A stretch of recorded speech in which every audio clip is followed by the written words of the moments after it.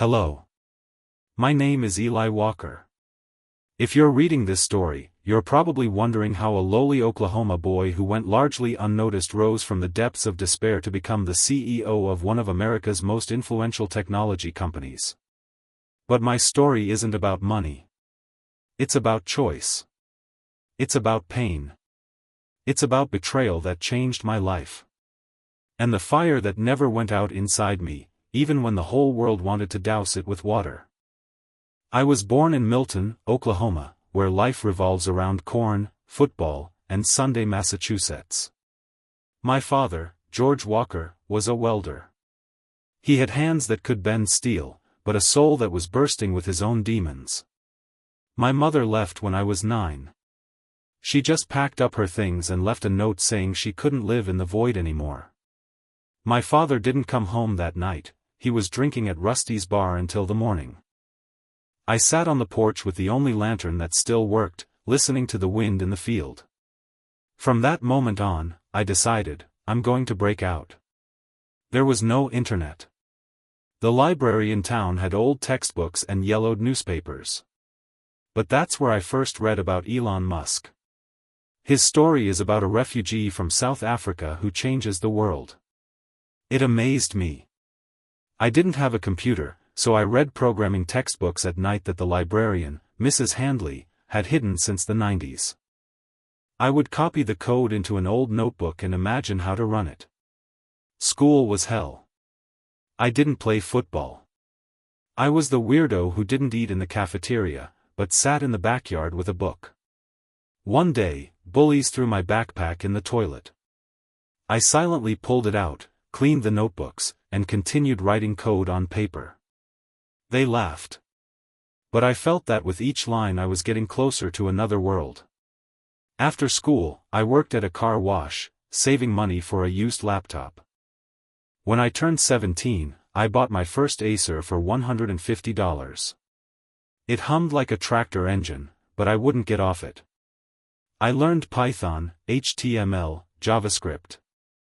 I created my first game, primitive, but my own. That was the moment when I first realized, I can create. But then came the blow. My dad was hospitalized, a heart attack. He was fired from his job. I had to decide, go to college or stay and work. I stayed. I worked nights at Walmart, during the day, in construction. And in the evenings, I coded. One night changed everything. I posted my game on an indie developer forum. A week later, a company in San Francisco wrote to me, "Your idea is cool. Do you want to do a demo for our hackathon?" I couldn't believe it. I sold my dad's old car, bought a ticket, and flew. It was my first flight. And the first time I'd seen the ocean. San Francisco smelled of coffee, fresh air, and startups. I arrived with one backpack, $300 in my pocket, and eyes that didn't know where to look from all this diversity. The hackathon was held in a space on Mission Street, full of hipsters, neon, and dreams. I slept on the floor between the code and the pizza. But in 48 hours, I had created a prototype game in which the algorithm adapted to the player's style. The judges were amazed. One of them, Jason Lewis, came up to me after the presentation and said, "Do you want an internship at X-Tech?" This was a company I'd read about in Wired. They were working on a neural network that was going to change the way we consume news. And here I was, a kid from Oklahoma, getting into their elevator, my heart pounding like a drum in a parade. The internship was tough. I worked 16-hour days, slept in a room with 4 other equally crazy students. But I was on fire. Every new line of code was like a signal to the universe, I exist. I learned from the best. And one night, when the server crashed before an important presentation, I was the one who found the bug and saved everything. In the morning, Jason called me, "You're real. We want you to stay." I didn't have a degree. But I had results. They made an exception. They offered me a junior developer position with a salary that seemed imaginary to me. I moved to a tiny studio in Oakland. I bought my dad new medications.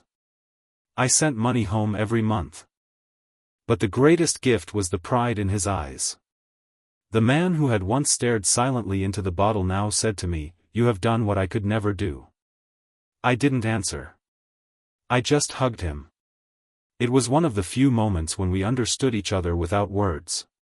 But the real challenges lay ahead. After a year at X-Tech, I got a promotion.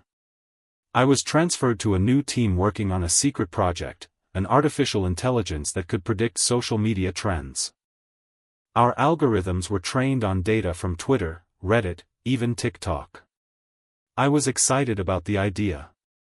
But it was also scary. One night, I saw my boss, Mark Brinner, moving code from our private repository to a private server.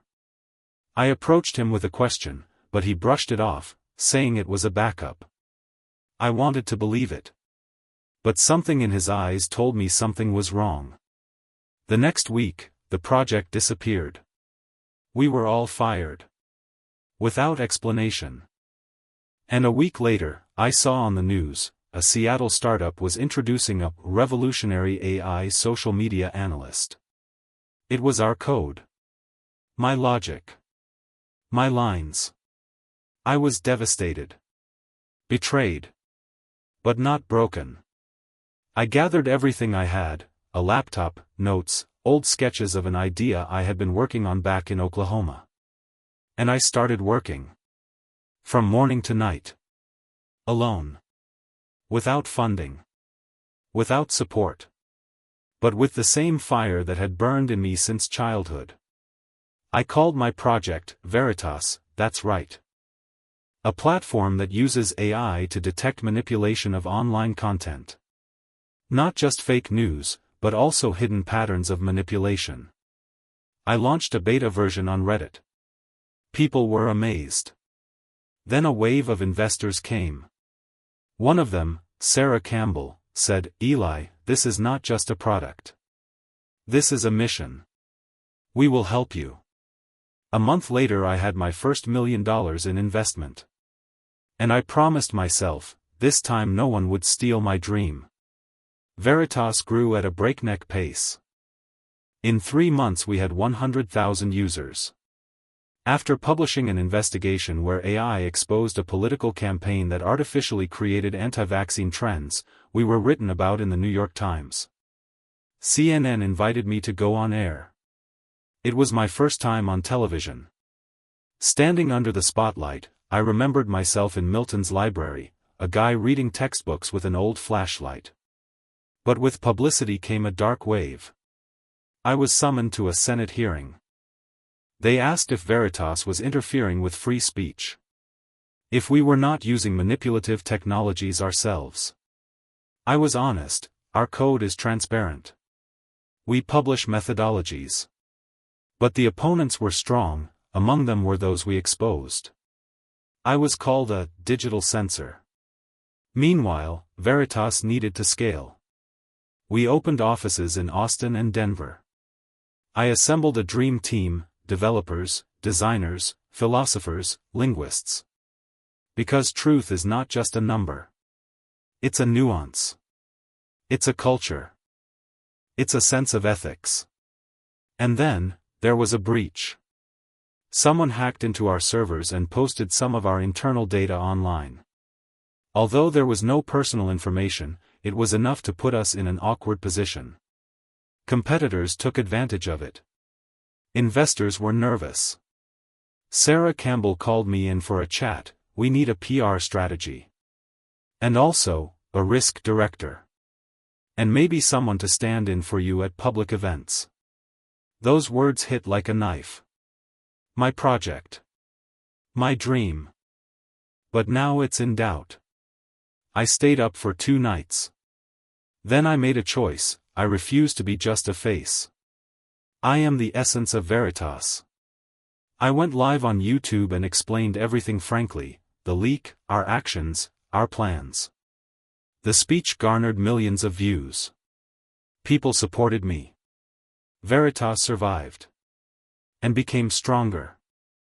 I understood the main thing, success is not only about victories. It is the willingness to stand when the storm is knocking everything down. It is the fire that does not go out, even when someone wants to put it out. After the public speech, Veritas' reputation grew. People saw us as more than just a startup, we became a symbol of resistance to information chaos. But with this new status came even greater responsibility. And danger. One morning I woke up to over 300 notifications on my phone. Someone had started a fake news story that Veritas was collecting users' personal data for the government. The news spread instantly. I immediately assembled a team. We held an online briefing, provided access to an internal audit, confirmation from independent experts. But we were already involved in the information war. The threats began.